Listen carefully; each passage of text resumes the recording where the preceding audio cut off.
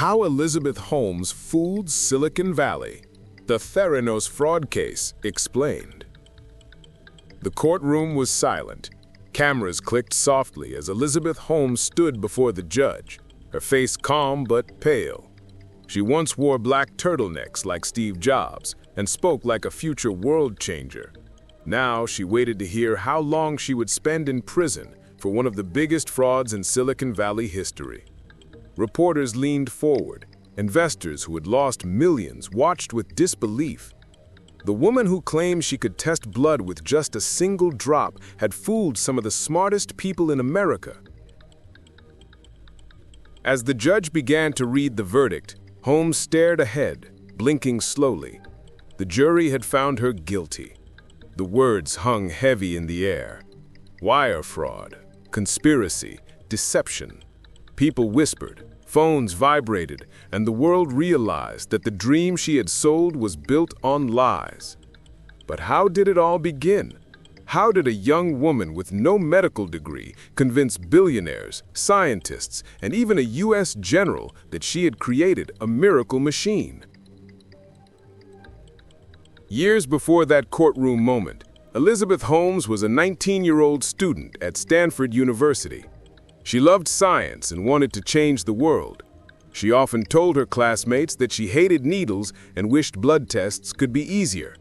While other students studied for exams, Holmes was already writing ideas for a company that could make blood testing faster, cheaper, and painless. In 2003, she dropped out of Stanford to chase that dream. She called her new company Theranos, a mix of the words therapy and diagnosis. She promised that her invention would save lives.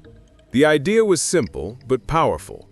With just a few drops of blood from a finger prick, her machine could run hundreds of medical tests, cholesterol, infections, even cancer markers. No more vials, no more waiting. It sounded like magic. Holmes spoke with confidence far beyond her years. She told people, "I want to change the way healthcare works." Investors loved her vision. She dressed in black like her idol Steve Jobs and lowered her voice to sound more serious, almost robotic. Soon money started pouring in. Famous names like Rupert Murdoch, Larry Ellison, and Henry Kissinger invested millions. Inside the company's shiny offices in Palo Alto, engineers worked day and night to make the Edison machine, the heart of Theranos, actually perform the hundreds of tests Holmes promised. But there was a problem. The machine didn't work. It was too small, too unstable, and too inaccurate. Blood samples often leaked or produced wrong results. Instead of admitting the truth, Holmes pushed her team harder. She told them failure was not an option. Many employees felt trapped between honesty and loyalty. Some began to whisper that Holmes was hiding something. One early employee, a young scientist, noticed that when demonstrations were given to investors, the tests weren't done on the Edison machine at all. Instead, samples were secretly sent to standard lab equipment in another room. The investors didn't know. They thought they were watching a miracle. By 2013, Theranos was worth nearly $9 billion, and Holmes was being called the next Steve Jobs. Magazines showed her smiling face under headlines like "The Woman Who Will Change Healthcare Forever." She was invited to the White House, gave speeches, and partnered with Walgreens to put testing centers inside stores across America. Behind closed doors, though, scientists were terrified. The results Theranos produced were often wrong. Patients were getting reports that showed they were sick when they were healthy, or worse, healthy when they were sick. One woman received a Theranos test saying she might have cancer. Another was told her baby might have a serious condition. Both results were false. But Holmes didn't stop. She told her workers, "Do not speak to anyone outside the company." Employees had to sign strict confidentiality papers. Security guards followed them inside the building. Computers were locked down. The truth was becoming dangerous. Then came Tyler Shultz, the grandson of former U.S. Secretary of State George Shultz, who was also one of Theranos' biggest supporters. Tyler worked inside the lab and saw how data was being faked. When he spoke up, he was threatened with lawsuits and pressure. His own grandfather didn't believe him at first. Tyler eventually became a whistleblower. He quietly contacted a reporter from the Wall Street Journal named John Carreyrou. Tyler told him that the company everyone praised was lying to the world. Carreyrou began digging deeper, calling former employees and checking test results. Meanwhile, Holmes continued her rise. She appeared on TV shows, talked about saving lives, and promised that her invention would soon be in every home. People compared her to Thomas Edison, calling her a genius. She smiled and said, "We are making the future happen now." But in late 2015, Carreyrou's article hit the front page. It revealed that Theranos' technology didn't work, that the machines couldn't do what Holmes claimed, and that the company had used regular lab devices for most tests. The world was stunned. Walgreens froze its partnership. Investors demanded answers. Patients who had trusted Theranos felt betrayed. Holmes denied everything. She went on television saying, "We know what we're doing is real." Her lawyers attacked the journalists. Inside the company, fear grew. Employees deleted files, emails disappeared, and machines were locked away. Federal investigators soon arrived. The U.S. Food and Drug Administration, the Centers for Medicare and Medicaid Services, and the Securities and Exchange Commission all launched investigations. The truth was catching up fast. One by one, the lies began to collapse. Former workers came forward with evidence of fake demonstrations and manipulated results. Investors realized their millions were gone. Patients began suing. Walgreens cut all ties. By 2016, Theranos was falling apart. The once famous company had become a symbol of greed and deception. Holmes still tried to stay calm, saying it was all a misunderstanding, but the walls were closing in. Her chief operating officer and at one time her secret boyfriend, Sunny Balwani, was also under investigation. Emails showed that both of them had misled investors together. The Silicon Valley dream had turned into a nightmare. The woman who promised to change healthcare had instead changed how the world looked at startups. The same investors who once praised her now wanted justice. In 2018, Elizabeth Holmes and Sunny Balwani were charged with massive fraud by the U.S. Department of Justice. Reporters surrounded her as she walked into court, still wearing her black turtleneck, still trying to smile. She told one journalist, "I don't believe I did anything wrong." But deep down, she must have known the truth was impossible to hide anymore. The courtroom lights flashed. The judge leaned forward, ready to speak. Holmes gripped the table as her lawyer whispered something in her ear. The world waited to hear her fate. Would she face years in prison for deceiving some of the most powerful people in America?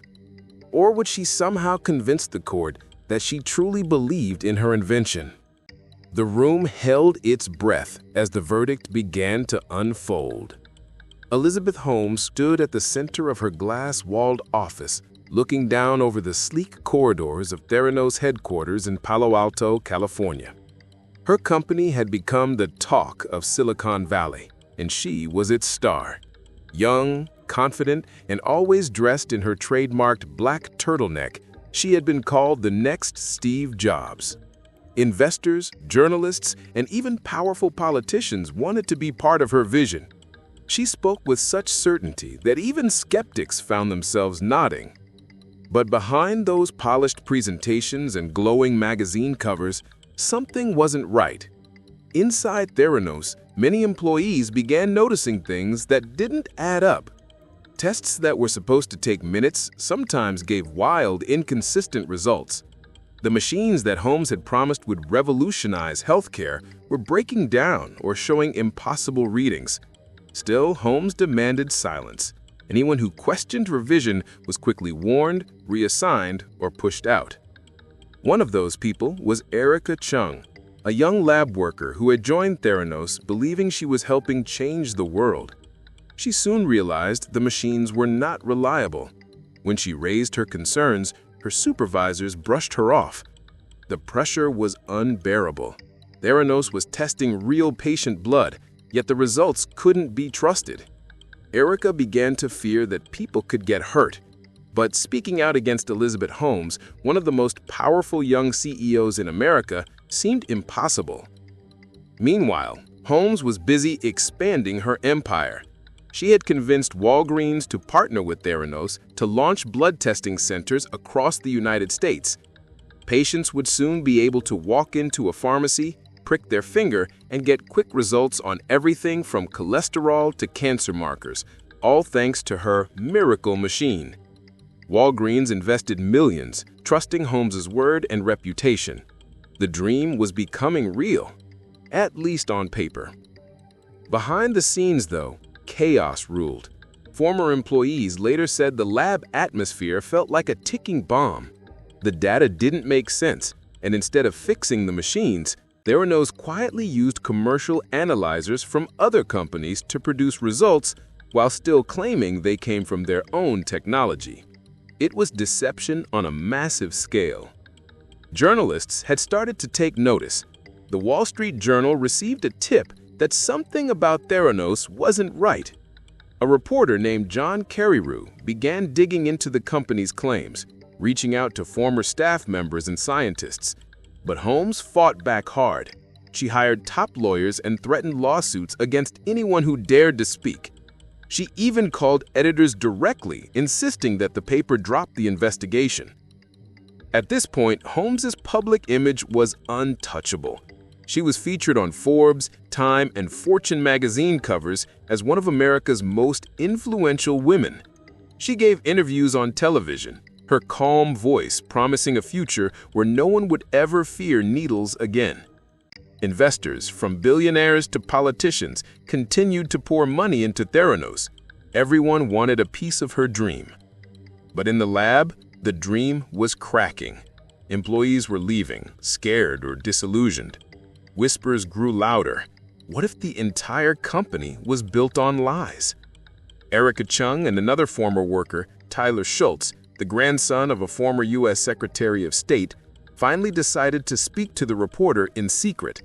They shared documents, data, and stories of intimidation and manipulation. It was a dangerous move. Holmes's lawyers had already sent warning letters, and private investigators followed people who spoke out.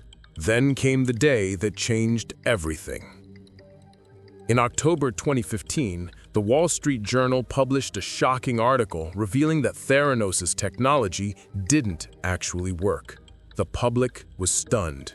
Investors demanded answers, and Walgreens froze their partnership. Holmes appeared on TV denying everything, calling the report false and misleading. But behind her confident smile, panic was spreading. The government soon stepped in. The Centers for Medicare and Medicaid Services launched an investigation into Theranos' labs. Inspectors found multiple violations, quality control failures, unreliable test results, and unqualified personnel running medical tests. In 2016, the lab's license was revoked. Still, Holmes tried to hold on. She appeared at conferences, insisting her company was misunderstood, that the media had exaggerated the truth. Yet even her most loyal supporters began to disappear. Board members resigned, lawsuits piled up. What had once been Silicon Valley's brightest light was now dimming fast. As the truth unraveled, the question became impossible to ignore. How far would Elizabeth Holmes go to protect her empire? The illusion of Theranos was collapsing, and the woman who had fooled Silicon Valley was about to face her most dangerous challenge yet: the courtroom. The once buzzing offices of Theranos had turned eerily silent. Desks sat empty, lab lights dimmed, and the glass walls that once symbolized transparency now felt like cold reminders of a crumbling empire. Elizabeth Holmes walked through the quiet hallways, her black turtleneck still perfectly pressed, her gaze steady, but the confident spark in her eyes had begun to fade. The news was everywhere. Theranos scandal shocks Silicon Valley. Elizabeth Holmes, from billionaire to fraud. The media that once praised her was now tearing her apart. Every morning, new headlines appeared exposing more lies, more manipulation, and more damage. The woman who had promised to change medicine forever was now being accused of the biggest tech fraud in modern history. Inside her mind, Elizabeth still believed she could fix it. She told herself, "They don't understand my vision. I just need time." But time was no longer on her side. Former employees had turned into whistleblowers. Investors were suing. Government regulators had banned her from running a lab. The U.S. Securities and Exchange Commission, SEC, was investigating claims that she had misled investors about the accuracy of Theranos' technology. Meanwhile, patients began sharing their stories. Some had received false test results. One woman was wrongly told she had miscarried. Another thought she had a serious disease that didn't exist. These real lives, once just numbers on a chart to Theranos, became living proof of how dangerous the deception had become. In private, Holmes' once loyal partner, Ramesh Sunny Balwani, was also under pressure. As Theranos' president and second-in-command, he had been part of every decision. Emails between the two revealed how they controlled employees, manipulated data, and pushed fake results to meet deadlines. The evidence was growing, and it was damning. But Holmes didn't give up. She appeared on national television, her calm voice unwavering. "This is what happens when you work to change things," she told interviewers. "First, they think you're crazy, then they fight you." She smiled through the chaos, still playing the role of the misunderstood genius. But behind the camera, her world was collapsing. The SEC filed formal charges in 2018, accusing her and Sunny of massive fraud. The FBI got involved, gathering thousands of documents, emails, and witness statements. The very same federal agencies that once praised Theranos as a revolutionary company were now building a case to bring it down.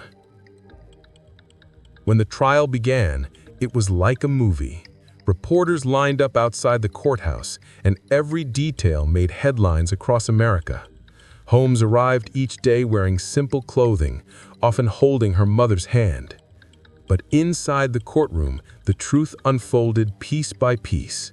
Former employees described fake demos, rigged lab tests, and threats to stay silent. Investors testified that Holmes personally lied to them, assuring them that the technology worked perfectly when it didn't.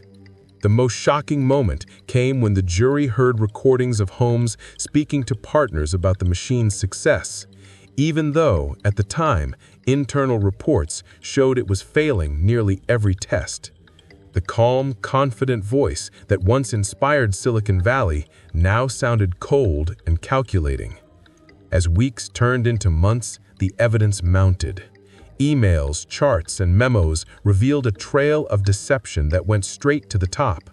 Even Sunny Balwani's private messages showed their awareness that things were falling apart long before the public knew. But Holmes' lawyers fought back. They painted her as a visionary who believed so deeply in her dream that she ignored reality, not out of greed, but out of blind optimism. They said she didn't set out to commit fraud. She simply refused to give up. The jury didn't see it that way. By 2022, the verdict was in.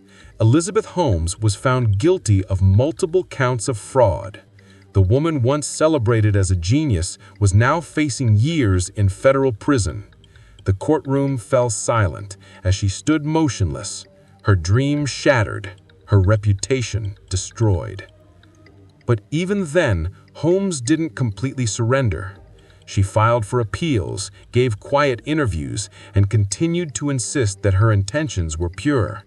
And while her company was gone, her story became a warning to every entrepreneur in America, a reminder that ambition without honesty can destroy everything. Still, one question lingered. How did she manage to fool some of the smartest people in the world for so long? As investigators continued digging, new details emerged. Hidden documents, deleted emails, and a deeper look at how Theranos grew so powerful so fast. What they found next would reveal that the fraud wasn't just about technology, it was about power, manipulation, and control at the highest levels of Silicon Valley. The courtroom lights had dimmed, the verdict had been read, but the echoes of Elizabeth Holmes' story were far from fading. The world couldn't stop talking about her, the woman who fooled Silicon Valley, investors, and even top U.S. government officials. But what truly shocked America wasn't just the fraud. It was how deeply people had believed in her dream. Long before the scandal broke, Holmes had mastered the art of influence. She surrounded herself with power. Former U.S. Secretaries of State, generals, and business titans filled her company's board. To outsiders, that meant one thing: credibility. If people like Henry Kissinger and George Shultz trusted her, then surely the technology must be real. Holmes had built a wall of prestige so strong that few dared to question her. She used her image as part of the illusion, always speaking softly, rarely blinking, always wearing black like her idol Steve Jobs. She became a symbol of confidence and innovation. Even in moments of crisis, she maintained her calm. Employees said she could walk into a room filled with panic and, with just a few words, make everyone believe again. It wasn't just business, it was charisma. But behind the charm was control. Former staff members later described Theranos as a place where fear ruled. Employees were monitored, conversations recorded, and departments isolated so no one could see the full picture.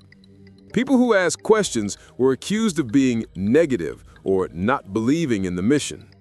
Holmes demanded loyalty and silence. Investors, eager for the next big tech revolution, ignored red flags. She promised that her blood testing device could run over 200 trets from a single drop of blood. When asked for proof, she said it was proprietary technology. When scientists doubted her, she claimed they didn't understand innovation. Her confidence was so unshakable that it blinded everyone around her. But as investigators dug deeper, they discovered how far the deception had gone. Holmes and Sunny Balwani had created fake demonstrations for investors, carefully selected test samples that produced perfect results only because the outcomes were preloaded. Reports were rewritten to make the machines look more accurate than they really were. Even the military, once in talks to use Theranos devices on the battlefield, was quietly misled. By the time the truth came out, hundreds of millions of dollars had vanished. Reputations were destroyed, patients had been misdiagnosed, and the dream of changing healthcare had turned into one of America's most shocking tech scandals. In 2022, Elizabeth Holmes was sentenced to over 11 years in federal prison. She stood before the judge, her voice trembling slightly as she said, "I am devastated by my failures." It was a rare moment of vulnerability, but for many, it came too late. Families who trusted her company, investors who lost fortunes, and workers who had believed in her mission all felt betrayed. When the sentence was announced, the courtroom fell silent. Holmes, once valued at nearly $9 billion, was now just another inmate facing years behind bars. Outside, cameras flashed and journalists shouted questions, but she said nothing. Her story had reached its end. The rise and fall of a Silicon Valley icon who had traded truth for fame. Yet, even as she began serving her sentence, her legacy continued to stir debate. Some called her a criminal mastermind. Others said she was a product of a culture obsessed with innovation at any cost. In a world where "fake it till you make it" had become a Silicon Valley motto, Elizabeth Holmes showed just how dangerous that mindset could be. Theranos was gone, but its shadow still lingered. The scandal forced investors and regulators to rethink how they trusted startup founders. It also reminded the world that the pursuit of success without honesty can lead to destruction, no matter how bright the dream once burned. And somewhere, in a quiet prison cell, the woman who once promised to change the world now faced the reality of what she had truly built. Not a miracle machine, but one of the greatest lies in American business history. Elizabeth Holmes' story isn't just about ambition or failure. It's a reminder of how easily truth can be twisted when power and pressure collide. From Silicon Valley to Washington, D.C., this case shook America and changed the way we see innovation forever. But this is only one chapter in a much bigger story of real events that shaped the United States. If you found this documentary eye-opening, make sure to hit subscribe, turn on the notification bell, and drop a comment below. Do you think Elizabeth Holmes deserved her sentence, or was she just another dreamer who went too far? Your opinion could be featured in our next video. And don't go yet. Tap the video on your screen now to watch another real-life U.S. crime story that shocked the nation. Because every week, we uncover more real events, true stories, American crimes.